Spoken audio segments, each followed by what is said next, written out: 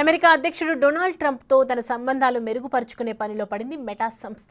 Capital భవనంపై దాడి సమయంలో ఆయన ఫేస్బుక్, ఇన్స్టాగ్రామ్ ఖాతాపై నిషేధం విధించిన కేసులో రాజీకి వచ్చింది.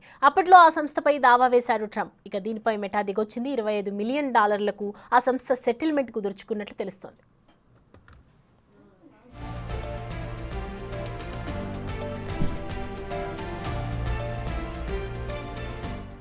2021లో క్యాపిటల్ భవనంపై ట్రంప్ అనుచరులు దాడి చేయడంతో ఆయన ట్విట్టర్, ఫేస్బుక్, యూట్యూబ్, ఇన్స్టాగ్రామ్ ఖాతాలపై నిషేధం విధించారు.